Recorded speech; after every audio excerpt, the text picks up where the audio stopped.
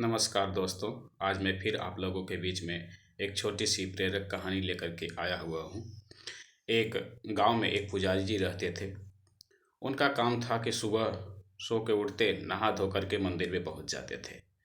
वहाँ पर मंदिर की साफ सफाई करते थे, भगवान को नहलाते धुलाते थे और उसके बाद लोगों की प्रतीक्षा करते थे। गांव के बहुत से लोग वहाँ पे आ जाते थे और जब सब लोग आ जाते थे तो भगवान की आरती पूजा करते थे।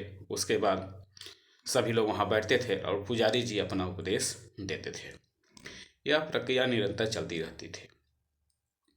उसी गांव में एक गाड़ी वाला रहता था, एक गाड़ीवान था और वह अपने काम में इतना व्यस्त रहता था गाड़ी चलाने में कि वह वहाँ नहीं पहुँचता था। उसके मन में भी कभी कभी आता था कि पूरे गांव के लोग मंदिर में जाते हैं, कितने अच्छे हैं, और मुझे अपने कमाने खाने से ही फुर्सत नहीं है और मुझे भी वहाँ जाना चाहिए। वह इस भावना से हमेशा अपने आप को हीन महसूस करता था। कुछ दिन बीता तो एक दिन उसके मन में आया कि मैं पुजारी जी से मिलूं। वह पुजारी जी के पास जाता है और कहता है कि पुजारी जी, मेरे मन में भी इच्छा होती है कि मैं भी यहाँ आऊँ मंदिर में और भगवान की पूजा करूँ और आपके उपदेश को सुन करके अपने जीवन को धन्य बनाऊँ। तो मैं चाहता हूँ कि मैं अपने काम को छोड़ दूँ। जैसे सब लोग जीवन व्यतीत कर रहे हैं वैसे मैं भी अपना जीवन व्यतीत करूँ। मैं आपसे राय लेने आया हुआ हूँ कि मैं क्या करूँ। पुजारी जी कहते हैं कि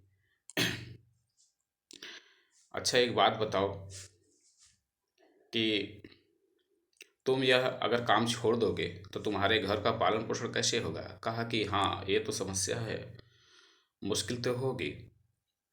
पुजारी जी कुछ देर सोचते हैं और पूछते हैं, अच्छा एक बात बताओ, तुम जब गाड़ी लेके चलते हो तो किसी वृद्ध, बीमार, अपाहिज, बच्चा कोई मिल जाता है तो उसको कभी मुफ्त में सवारी कराए हो, घुमाते फिराते हो, उसको ले जाते हो, सहायता करते हो। तो गाड़ी वाला कहता है, हाँ ऐसा तो अक्सर होता है। कोई रास्ते में भी मिल जाता है, कोई अपाहिज जो चल नहीं पाता है या कोई बुजुर्ग जिसको देखता हूँ कि वो चल नहीं पाता है तो मैं उसे बुला करके गाड़ी में बैठा लेता हूँ। जिसके पास पैसे नहीं रहते हैं, मजबूर रहता है, तो मैं उसको भी गाड़ी में अपने मुफ्त में जहाँ वो चाहता है वहाँ ले जा कर के छोड़ देता हूँ। इस पर पुजारी ने कहा कि देखो ही, तुम ही एक सच्ची सेवा कर रहे हो। ईश्वर की सच्ची सेवा है परोपकार। लोगों की सेवा करना, सच्चे हृदय से वृद्ध, अपाहिज, बच्चे, बुजुर्ग इत्यादि की सेवा करना, ज़रूरतमंदों की सेवा करना ही भगवान की सच्ची सेवा है।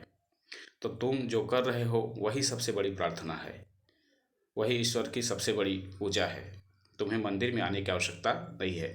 ईश्वर इसी तुम्हारे कर्म से ही खुश होगा और तुम्हें अपने मन में ग्लानि लाने की कोई आवश्यकता नहीं है। तुम्हारा कार्य सबसे उत्तम है।